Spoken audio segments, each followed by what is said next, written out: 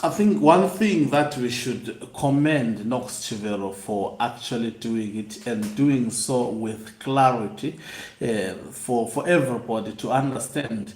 I mean, the presentation that was made, the recent latest presentation made by Comrade Knox who took over the leadership of the Blessed Gaza revolution.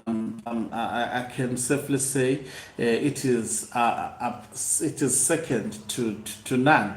It cannot be comparable. He exposed I mean, gross corruption being carried by Emerson Mnangagwa regime with clarity, and this has led to the retired DIO Sheperd Mpeswe coming harder on Professor Mthuli Ncube, saying, Professor Mthuli Ncube, we knew him coming with a jargon on how he was going to address the economic challenges of Zimbabwe, and it went from jargon to looting, and he has so far looted about 96 million as exposed by Knox.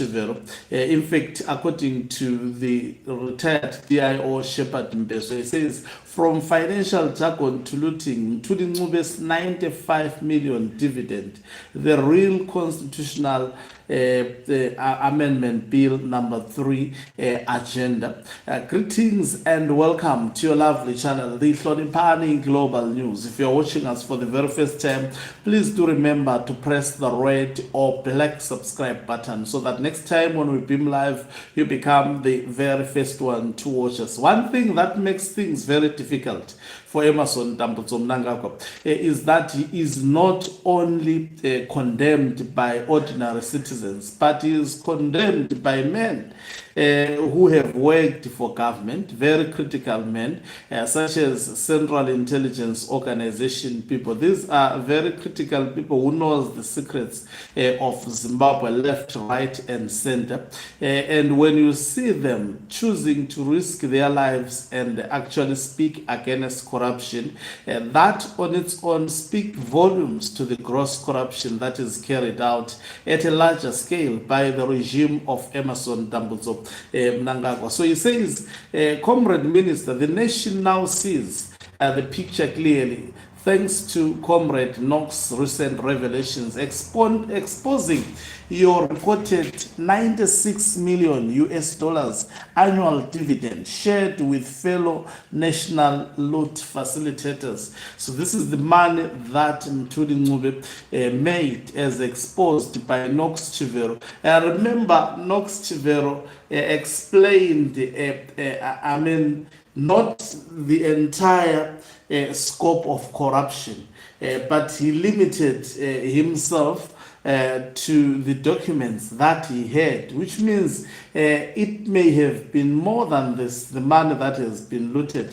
Just imagine what 96 million could have done towards developing Zimbabwe. It could have constructed a road network and actually completed it. It could have constructed a state-of-the-art bridge and actually completed it. This shows I mean, above any other thing, that Zimbabwe is led by really criminals. He said, Comrade Minister, you ask the nation to trust policy consistency under Constitutional Amendment Bill 3, presenting it as the anchor of economic stability and investor confidence. Unfortunately, Zimbabweans are no longer children to be lulled by polished financial jargon and rehearsed economic phrases. We have lived the consequences of these so-called consistent policies, and they have delivered nothing but deepening poverty, currency collapse, and widening inequality. Policy consistency in its true meaning should uplift the people, strengthen institutions, and protect national resources.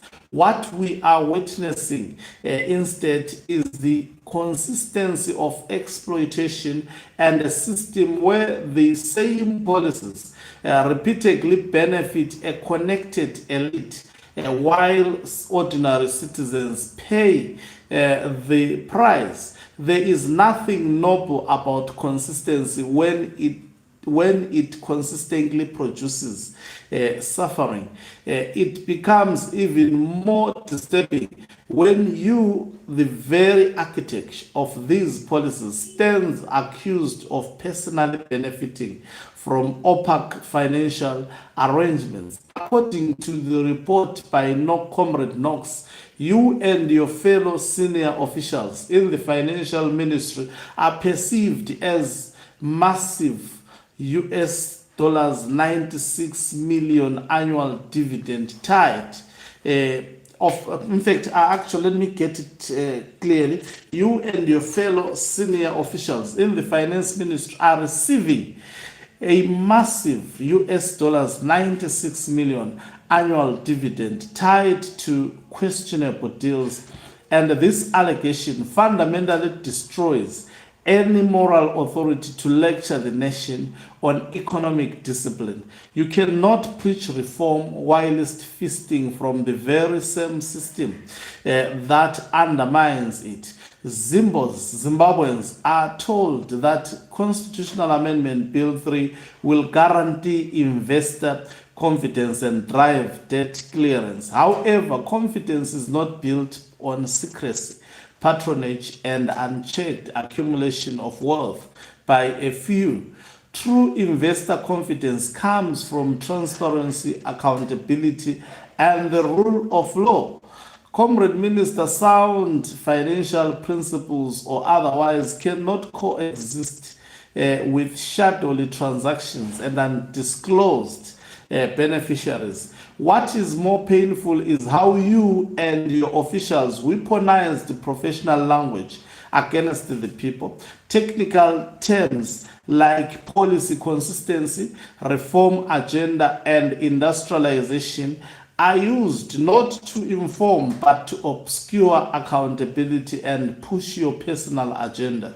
Comrade Mthuli Ncube, you and your red-flagged officials have become consistent in using financial technical jargon as shields behind which you quietly divert national resources while citizens are left struggling to survive. This is not governance, but it is manipulation dressed in economic vocabulary.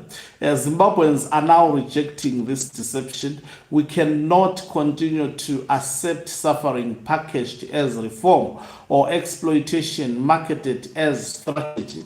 A government that truly serves its people does not hide behind jargon, but it speaks with honesty, act with integrity, and ensures that national wealth benefits all, not just a privileged few. Comrade Minister of Finance, if policy consistency means the state looting of public resources, it is no virtue but a national crisis. Indeed, Comrade Mthuli, you stand exposed as both architect and beneficiary of the crisis. So the retired DIO of the Central Intelligence Organization, that is Sheperd Mpeswe, reiterating what Comrade Knox shared with clarity, that even though the likes of Professor Mthuli Ncube, you hear them speaking good language,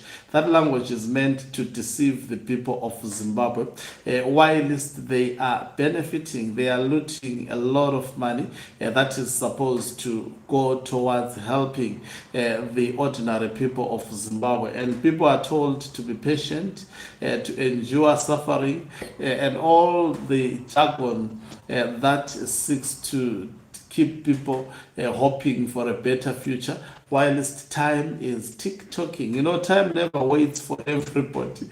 If you want to see how ZANU-PF have played with people, you will always be keeping that hope. Maybe one day things will work out. Maybe it is how many years now? People of Zimbabwe, 46 years of hoping for a better Zimbabwe.